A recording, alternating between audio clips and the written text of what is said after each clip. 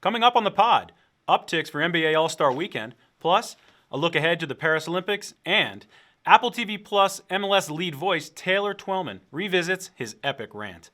What are we doing? What are we doing? This is the Sports Media Podcast from the New York Post and Sports Business Journal. Welcome in, everybody, to another Sports Media Podcast. I'm Austin Karp. Hope everyone is enjoying the short week if you had President's Day off. Joining me now is Taylor Twellman, the lead voice of MLS Season Pass on Apple TV Plus. Taylor, thanks for taking the time to chat. Yeah, big fan. How are you? Awesome, man. Doing great. Appreciate that. Another big season coming up, year 2 of MLS Season Pass on Apple TV Plus. It was a really big year last year with Messi joining the league. Our own Alex Silverman reported that, Apple TV Plus surpassed 2 million subs for that. But go back to last year. Talk about how the start was, and then how much Messi injected into MLS the rest of the season. It's a great question. I'll be telling the story about it for a long time to my grandkids and for years to come. Just for everything I experienced, first and foremost, I think Major League Soccer hasn't gotten enough credit for how they embarked on this journey of trying to bring every single game through their partnership and relationship with Apple TV for the next 10 years. And so they did a fantastic job in year 1 to get it off and running. It's just Lionel Messi showed up in the middle of the summer and he lit it on fire. He has a tendency to do that, yeah. He does. He has a tendency to light everything on fire. So it was, the best way to answer this, Austin, is that my father played in the NASL and he played when the Pelé days were there. And I remember him talking about Messi's debut last year, saying, Taylor, we didn't know Pelé and the Cosmos till 4 or 5 days later. Messi scores the free kick. You can see it all over the world because of the Apple TV relationship. Austin, it's hard to quantify that. When Zlatan had his debut with the LA Galaxy, that wasn't the case. But because of this partnership with Apple TV and Major League Soccer in over 100 countries, billions of people saw the fact that he did that in a pink jersey in Inter Miami. And I just, for the luck of it, was there and calling the game. So I think that's the best way I would try to quantify it. The other way is this. I took my girls to Taylor Swift. I compared Lionel Messi to Taylor Swift because I've never seen at a sporting event 20,000 plus people want to be in the parking lot or the area of just the bus driving by without any tickets to go to the game. It's a phenomenon unlike anything I've ever experienced. And quite honestly, I don't know if I'll experience it again the rest of my life. Let's try to get Taylor Swift right now. Let's get her out to Drive Pink Stadium. You could probably have another 20, 30,000, like you said, in the parking lot for that. I'm sure she could draw that sort of crowd. Does Travis Kelce play right back? Because if he plays right back, then maybe we can. We'll see if he's got those skills. But, we saw the impact last season. What are you expecting now this season, a full season of Messi? Do you think we'll continue to, see the growth on the media side, on Apple TV Plus, and as well as these sold-out stadiums, throughout the country? Well, first off, you look at 83% or some odd number of the Major League Soccer franchises are ahead of pace on season ticket deposits. So, Austin, already there's been an increase in that aspect. First and foremost, the impressions, social media, you're in the media business, you know all of the buzzwords that we like to use. You get a full season of Lionel Messi. You also get, in the middle of that season, him playing for Argentina in Copa America in the United States of America. So naturally, there's going to be growth. I think the real growth is going to be, in my world of expertise, is the scouts, the eyeballs, the fans, seeing more of Major League Soccer, understanding what Major League Soccer is about. The fact that this offseason, the average age of the players signed is 24 years old. Austin, this isn't, even though it has the reputation at times of being a retired league, that's not the case. The proof is in the pudding. So now when you get more eyeballs, because Messi's here, guess what you get? You get more eyeballs to see, well, wait a minute, he's good, they're good. That's a cool city. That's a different stadium. You're just going to get more exposure to the league and to the growth of the league that I've been pontificating about for 15 years. That's going to be the real growth that I'm excited about. But you get Messi in the United States of America for 12 months playing the beautiful game. Austin, naturally, there's going to be growth in a variety of ways. Yeah, I know Copa America is coming to my hometown of Charlotte. I'm very much looking forward to seeing. Yeah, you better leave right now to get there, by the way. You better leave right now to get a parking space. We're not far from the stadium. I imagine that's going to be a tough walk just to get down the couple blocks. No doubt. But you talked about some of these young players coming into the league. You know, everyone knows about Messi. Talk to us about some of the other faces we should be paying attention to this season that could really make an impact. It's a good question. It really is. Because I think there's two ways you could look at this. First off, you've got a World Cup champion goalkeeper. Yes, he's 37 years old. Hugo Lloris at LAFC. LAFC have always struggled to find the right goalie. They did it one year. They won MLS Cup. Forsberg with the New York Red Bulls. I think he's the front runner to win Newcomer of the Year. Fantastic players already lighting up in the preseason, but it's about the young players for me. It's about the owners going out and spending more money than they ever have. Pedro de la Vega in Seattle, David Martinez, those two right away jump out. I think even the fact that Atlanta United kept Thiago Almada, even though the Olympics are this summer, he's going to probably bring in 25 million plus come summer transfer window, even if they choose to let him go. I just think it's the owners spending a ton of money, 7, 8, 10, $12 million. Austin, if you would ask me that 5, 6 years ago, I would have said, there's no way this is going to happen. I think Messi in the World Cup and that momentum and all of that coming, I think the owners are now at the precipice of really blowing this up. But David Martinez is 18 years old. He's going to LAFC, just listed as the top U18 player by The Guardian in England, as the top U18 player in the world. He didn't go to Ajax. He didn't go to Bayern Munich. He went to LAFC to use that as a stepping stone to go. Pedro de la Vega is another one. I'm really excited about those two young players. Yeah, I think it was 2, 3, maybe even 4 clubs that were setting record transfer fees this season. And they're coming from all over the place. They're coming from South America. They're coming from Europe. So like you said, just a very large diaspora of players coming to MLS. It seems very exciting for the league.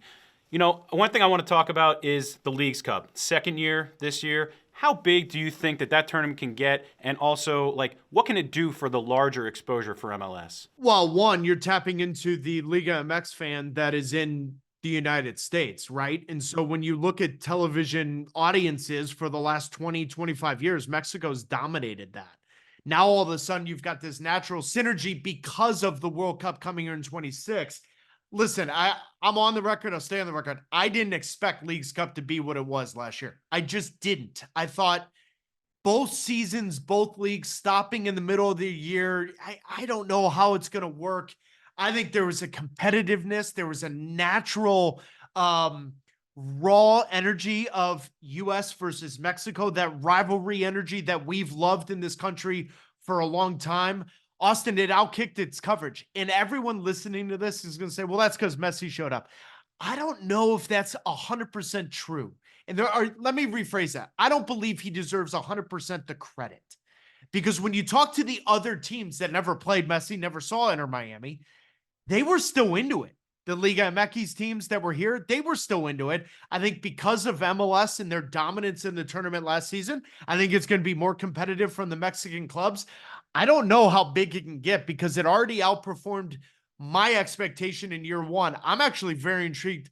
What does 26, 27, 28 look like after the World Cup because of the synergy now between both countries, U.S., Mexico, naturally Canada's with the United States because of what we do in Major League Soccer. I'm as intrigued as anything because of that success. Yeah, I think very few fans out there actually realize the numbers that these huge Mexican clubs, Club America, Chivas de Guadalajara, are able to draw in the United States. It's bigger than anything out there in terms of soccer. So there is, like you said, an incredible fervor for these Liga MX clubs as well. And I think everybody wins with the Leagues Cup, MLS, Liga MX, the exposure for the sport in the United States ahead of the 2026 World Cup. I could not agree more. Taylor, it's also been 7 years since your epic, we'll call it, statement on the U.S. national team, failing to qualify for the World Cup. Like, how would you assess where the team stands right now? Wow. How long do you have? I can't believe you called that a statement. That was just more of a regurgitation. First off, Austin, the greatest accomplishment of my life and career is the fact that I didn't drop one F-bomb in that tirade. So that is a great accomplishment. Listen, I think to summarize it, first off, the younger American players gotten better. We've got players playing at some of the biggest clubs in this world where if you asked me on the night where I lost my, you know what, I don't know if I would have said it would have had that growth that quickly. Now, in saying that, I also would have been naive not to believe in that just because of how quickly U.S. soccer, Major League Soccer, and everyone in between has helped the young American develop a lot faster, a lot quicker than when I was young. And I'm not that old, but this country's way different. We've got people reaching out to me, Austin, asking about younger players, 13, 14, 15, 16. You would have never had that. So the development of the younger player is exponentially greater than I thought it would, and it happened a lot quicker than I thought it would. Now, in saying that, I'm on the record and I've said it. This is the golden generation of the American player because of that. Tell me their signature win. They don't have one.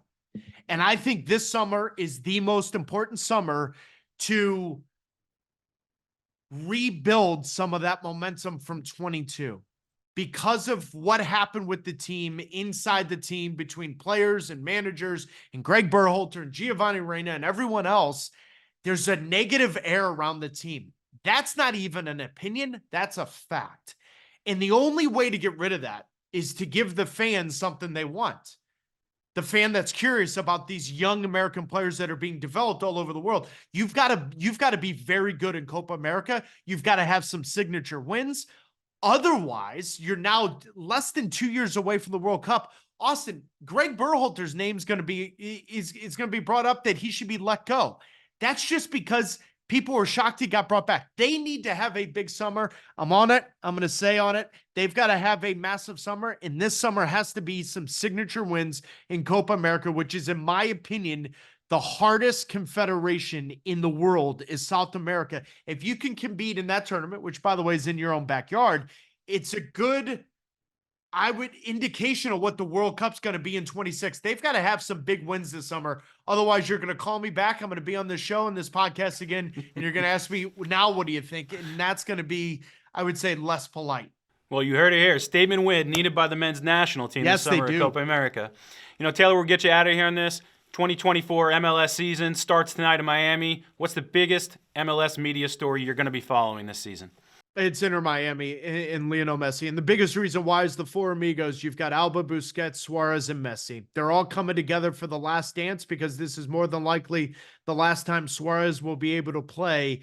Do they win a trophy? A lot of people, Austin, have them as front runners to win 4 trophies. I don't. I think they'll be lucky to win 1, and I think that makes them more intriguing than ever because people saw what Messi and Inter Miami did in Leagues Cup. They now think 4 competitions, 58-plus games. He's going to blow the doors off the competition. There's one thing this league has taught me. Expect the unexpected. In a league built on parity, I think Inter Miami have their hands full, and I think that's why it's the biggest story of this season, 100%. Well, we know everyone's going to be watching Inter Miami. Everyone's going to be watching the growth of MLS now and into the future. Taylor Twellman, lead MLS voice, MLS Season Pass on Apple TV. Thanks for taking the time to join the Sports Media Podcast. Thanks for having me on, dude. Great to hear your voice. Let's get to who's up and who's down. Who's up? Who's down? Joining me now is SBJ hockey and soccer writer Alex Silverman. Alex, thanks for joining us. Thanks for having me, Austin. Alex, who's your up for this week? My up is NBC Sports, who got a little freebie from the NHL when the league announced that it was going to be sending its players to the Olympics in Italy in 2026. The NBC, of course, has the rights to the Olympics, and they haven't had NHL players participating since Sochi in 2014. Now they get another marquee event here with NHL players coming back to the Olympics. The gold medal game between the U.S. and Canada in 2010 in Vancouver did over 27 million viewers on TV in the U.S. If they can even get half of that or a third of that for a gold medal game this time around, that's a huge number for them. Team USA looks very promising.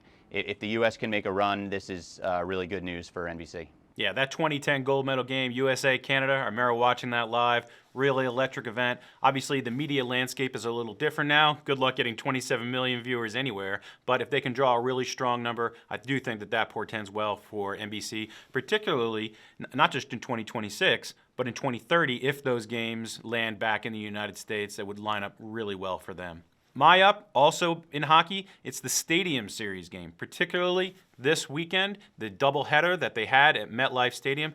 Alex, it feels like the Stadium Series is kind of on a run here. They've had some really good success over the last year and a half or so, but this weekend, it looked really cool. Saturday night, you saw the Flyers come out in all Rocky-themed sort of uniforms, And I think they're going to get some good numbers for both that Flyers-Devils game and Rangers-Islanders. You had the comeback by the Rangers on Sunday. I think these numbers on ABC are going to rival what the Winter Classic was drawing on TNT on New Year's Day. So it just shows that the power that these games can do in the Stadium Series outside of the Winter Classic. And I think the visuals were just really good. The stadium was packed, and it was just, I thought, a win for the NHL.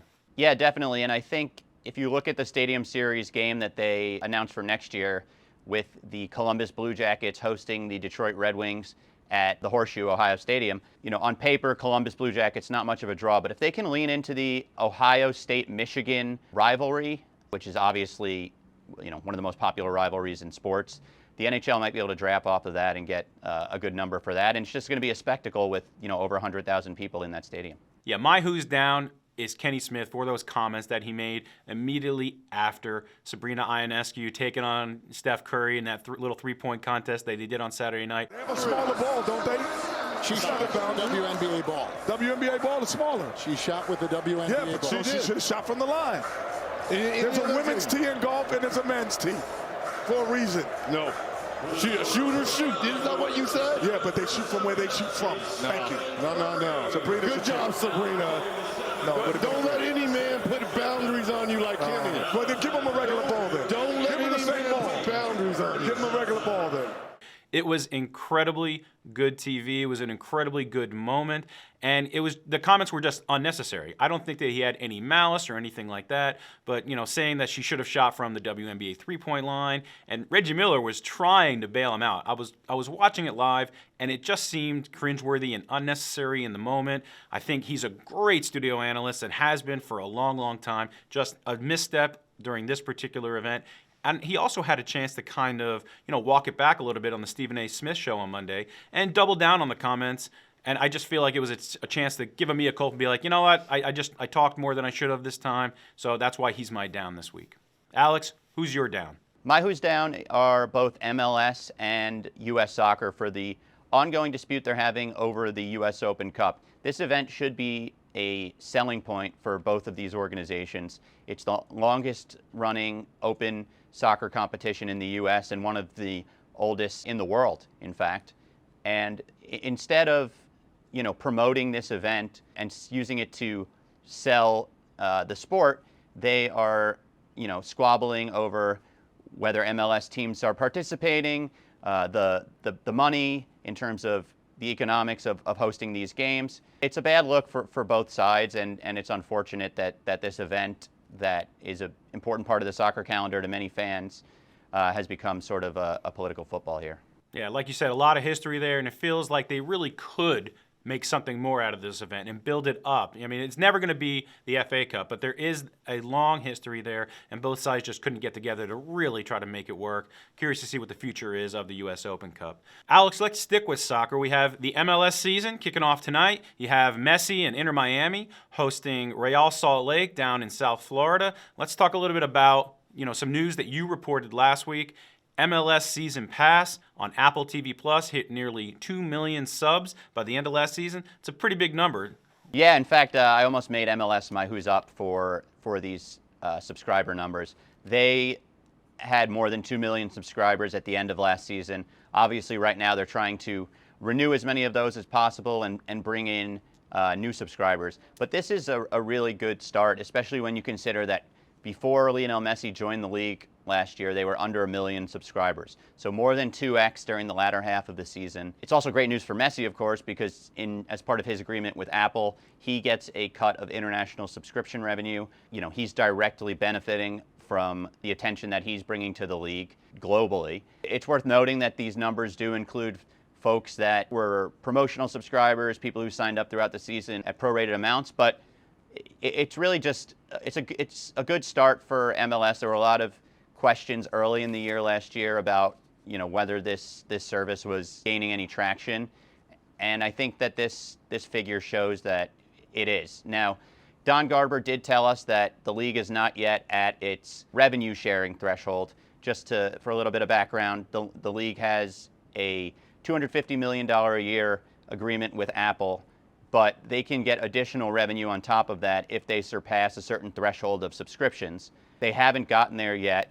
Don Garber said they're looking at it as a long-term partnership, and I don't think they necessarily had expected to be there yet, but just worth noting that they do want to see this number grow significantly so that they can get to that revenue share and get that additional money. I mean, like you said, it's only year 2 of what's supposed to be a 10-year deal between the two sides, so you have some time there. It showed the power, though, of what Messi can deliver, and he's going to continue to. It's his first full season. We've talked ad nauseum about how he's able to pack crowds, and now we're talking about how he's able to draw in subscribers to that subscription service. But, this is a 10-year deal. So let's look a little beyond Messi. Who are some of the other faces that MLS could maybe count on in the longer term to draw people to this package on Apple TV+? Yeah, I'm glad you asked that. I think it's really important that, as much as MLS wants to make the most of this moment they have here with Messi, they need to promote other players, and they need to promote, I think, the Inter Miami brand in particular, not as just we have Messi, but we have sort of a super team that we're building here with Sergio Busquets and Jordi Alba and Luis Suarez.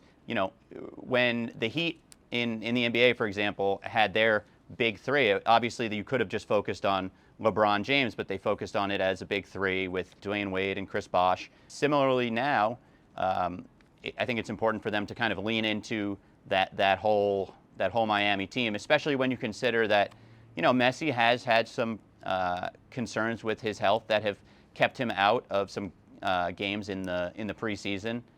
And, I think if you lean too hard into promoting the league around Messi, that can backfire if he's not on the field. Some other players to watch outside of Miami, Hani Mukhtar from Nashville, the reigning MVP Luciano Acosta from Cincinnati, Dennis Bouanga from LAFC. There's no shortage of talent across this league, but there are also very few household names. So I think that there's some work to do there. I mean, you talk about Acosta. I mean, he was a fellow Argentine that was just overshadowed by the arrival of Messi, and a lot of people wouldn't even be able to tell you, I think, that he won the MLS MVP award because of just the fervor around the arrival of Messi in MLS last season, particularly in the second half. Alex, we'll get you out of here on this. There are a few big tournaments that were going on this summer, outside of MLS play. What are some of the events you're going to be watching as we get into the warmer months of 2024? Yeah, I think there's two in particular. Copa America, this event is being held in the U.S., just as it was in 2016. The U.S. men's national team will be participating. The Mexican national team will be participating. Both of those are significant TV draws here in the U.S. And then, of course, you have, some very high-profile South American teams, Messi and Argentina, Brazil. Those are teams that draw an audience. So I think that's going to be a really big event for the broadcasters, Fox and Univision. And Fox and Univision both also have the UEFA European Championship this summer, which did really well last time around. Yeah, I'm really interested to see how big of a number Univision is going to be able to pull in the U.S., particularly with some of those teams that you talked about, Argentina with Messi, Brazil, Mexico, and the U.S. men's national team. Definitely something I'm going to be watching this summer. So, Alex Silverman, our hockey and soccer writer, thanks for taking the time to join us. Thanks, Austin. Well, we are post-Super Bowl, we are post-NBA All-Star Game, post-Daytona 500, post-NHL All-Star Game. What is it time for? It's time to start paying attention to the run-up to the Paris Olympics this summer, going to be among the most watched telecasts for the entire year.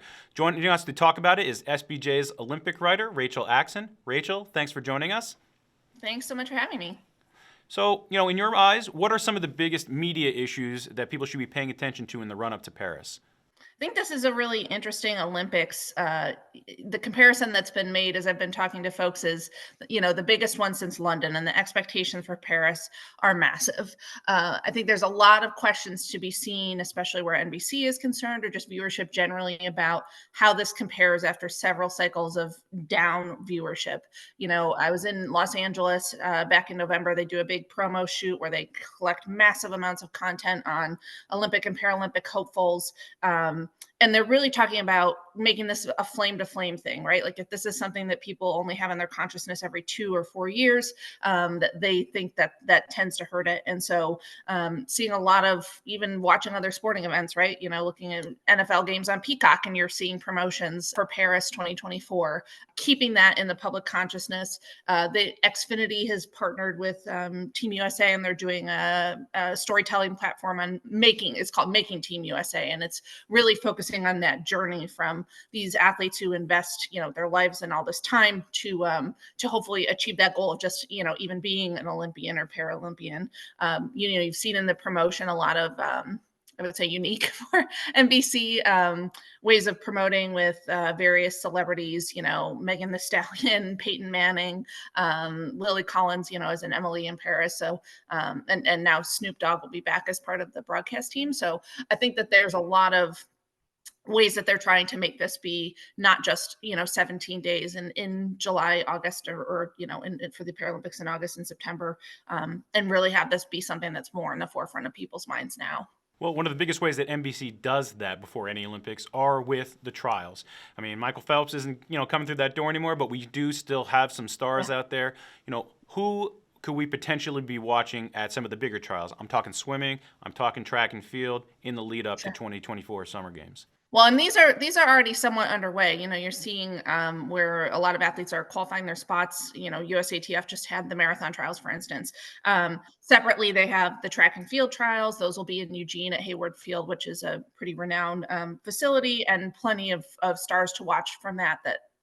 It's more than a week of competition where people can see. And, that's always a heartbreaking one, because it's like you finish just out of those spots and, can make for some compelling viewing. Swimming, I think, is a big one to watch. That had long been in Omaha, the trials there, and they are moving this year to Indianapolis and hosting the trials at Lucas Oil Stadium. So that's always a big event in itself, but then seeing what that looks like in a new environment and a new location. Gymnastics trials as well. I think there's a lot of compelling athlete storylines. All of those, I think, will garner a lot of attention in the lead up. June, the end of June will be very busy if you're interested in the Olympics and who's going to make Team USA. I thought it was very interesting on Saturday night. You talk about Lucas Oil Stadium having a smaller event there that's not an NFL game. They had the NBA All-Star Saturday night events there. It didn't look overwhelming for a small court there. Obviously, they cut off a portion of it. I assume something similar will go on during the swimming trials. So I think that'll be a very interesting venue for the trials, come this spring. You hit on it a little bit, the audience expectations, the viewership. Obviously, Tokyo, the least watched Summer Games. A lot of that had to do with the time zone differences between Tokyo and the U.S. How big of an increase do you think NBC, might see or is expecting for these Paris Games? Well, NBC's not giving a number they're expecting. I think it is fair to say Paris, the setting of it, the friendlier time zone, the compelling athlete stories, they are definitely hoping for better than Tokyo was. I think was 15.6 million average primetime viewers. The way they put it to me when I saw them at the Universal shoot a few months ago was, when you had them in Asia, they're airing a lot of these contests live, and there's a lot of downtime. And I think what they're planning on doing is that primetime spot, everything's going to be streaming on Peacock. So the streaming habits and the viewership, I think that's a big question of how that looks different. And I would also say, just anecdotally, our work from home habits are probably different, or our office habits, right? So if someone's, working on emails, do they have, the diving finals on or something like that in the middle of the day? But then trying to package that into more compelling stories in prime time. I think those are big questions.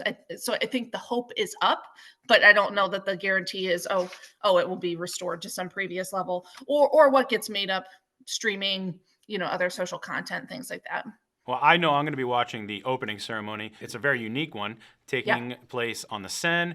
Obviously, you talked about some of the visuals you're going to be able to provide in and out of Paris, all around the country. That's something I'm very much looking forward to watching on NBC this summer. I think there's no question Paris is a character in this. When you look at all of the promotion, talking to the athletes, just everyone in the movement, having these events with very iconic backdrops, I think is part of the appeal of what they're thinking about why people will watch.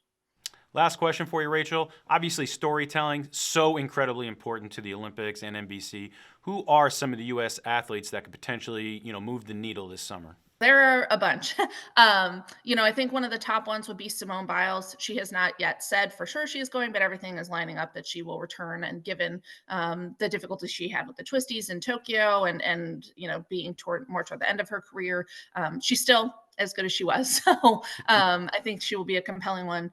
In the pool, Caleb Dressel and Katie Ledecky, always big ones, but among the big ones on the track, just loads. Sha'Carri Richardson, Noah Lyles, Grant Holloway, Sydney McLaughlin-Laverne, Athing Mo. You could go down the list of compelling American athletes who will be contenders for medals, if not gold medals and even world records. USA basketball is one that I think is really interesting. Obviously, a wealth of NBA talent and WNBA talent vying for those teams. The last Olympics in all likelihood for a LeBron James, for a Diana Taurasi, for these, really long tenured. They have not said that, but that's, just based on age, the expectation. But then also they have, 3-on-3 basketball, and the U.S. men have qualified a team for the first time. So, the women are the defending gold medalists, but someone people will know, Jimmer Fredette, is in the talent pool for, 3-on-3 men's basketball, so if he makes it. So plenty, I think plenty of, opportunities for people to be invested. I think if I would make one solid prediction, it's that the U.S. women are probably the higher, better favorites, more to watch. That I think every Olympics since London, it's been that impact of Title IX where, the U.S. women have led the country in the medal count, and if they were their own country, they'd still be, kind of top 10 in the standings. So I think there will be plenty of compelling athletes to follow there. Well, lots to watch this spring and summer as we get closer to Paris. I know you're going to be there. I know it's a tough assignment, but someone's got to do it. Yes. I will bravely stand in and eat the baguettes and cover all of this fun. Well, I am sure you're going to have a great time. It's going to be a fantastic event. Yeah. Rachel Axon, SBJ's Olympic writer, thank you for taking the time to join us. Thanks so much, Austin. Now, it's time for Karp's Corner. First, let's get into the NBA All-Star Game weekend numbers. The game itself, competitively, a disaster. 211 to 186 should be something like a congressional vote, not a basketball score. But viewers did watch on TBS, TNT, and True TV to the tune of around 5.5 million viewers. That's up 20% from last year's record low from Salt Lake City. But still, that's the second least watched NBA All-Star Game on record. For comparison's sake, it's also just short of what the Pro Bowl drew this year, and that had the benefit of an ABC window. But this is still a big audience for the NBA, bigger than anything it drew on Christmas Day this season, better than the in-season tournament final by around 1 million viewers. 5.5 million is right in the range of what the NBA averaged for the second round of the playoffs last season. Maybe a bigger win for the league was Saturday night. 4.6 million viewers on TNT and True TV. That's the best since 2020. We're talking the skills challenge, the three-point contest, and the dunk contest. This year, that Saturday night audience peaked during a special three-point contest between Steph Curry and Sabrina Ionescu at around 5.4 million viewers. So that really resonated with viewers. Overall, a successful weekend for TNT Sports from Indianapolis. They just need to work on competitively what that all-star game can look like. Second, Mark Cannizzaro of the New York Post ran with a piece highlighting how there was a serious lack of buzz at this past weekend's Genesis Invitational. Even with Tiger Woods making his return, albeit a brief one, to PGA Tour competition. But the Tiger effect was on full display for the one full round that Tiger played in LA on Thursday, albeit in reverse. This year, Woods was essentially done with round one when Golf Channel came on the air at 4 p.m. Eastern, with ESPN Plus carrying his round earlier in the day. Golf Channel then saw its Thursday audience drop by half compared to last year when Woods played most of his rounds on the linear TV window.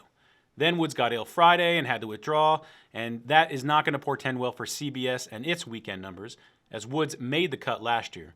You also had Jordan Spieth this year getting disqualified for a scorecard issue, so there wasn't really anybody to pick up the slack and move the needle at all on Saturday or Sunday. But as Cannizzaro wrote, the lack of buzz can be directly attributed to Woods' early departure from the field. Finally, last week on the podcast, NASCAR President Steve Phelps talked about that when the Daytona 500 gets hit with a weather delay, the audience can drop anywhere from 20 to 25% from its normal range. Lo and behold, Mother Nature did not cooperate in Florida, and the race started on Monday afternoon before a primetime finish. Even with President's Day weekend and a national holiday on Monday, it's a tough break for NASCAR to start the season. There was some momentum coming from the Netflix docuseries, and now Fox and NBC will have to build back that audience week by week this season. There's also no debut Chicago race this season to help boost the back half numbers. And all of this comes on the heels of a record low NASCAR Cup Series season audience in 2023.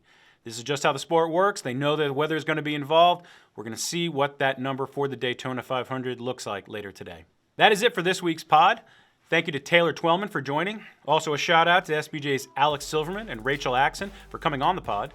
And a special thank you to the production team of Chris Mason, Reginald Walker, and AC Wyatt. And thank you for joining us. We'll see you next week. Apple TV Plus MLS lead voice Taylor Twellman revisits his epic rant. What are we doing? Oh, I thought you were talking about my intro. What are we doing? So you like my Congress joke? That was pretty good. Okay. I did not expect that, and it worked. I don't like to write jokes in here because I'm not that funny, but this one worked. That one worked. You are funny, Austin. Thank you. Stop being self-deprecating, too. Make sure that makes it. If my voice picked up at all. Okay. All right. All right, I gotta put on my resting face. Excuse me. And the Cup Series race was delayed. Is that a word? Delayed? It's not right now, but it could be. Can we add that? I'm petitioning Merriam-Webster. We're adding that. 2024. New word. New words by Austin.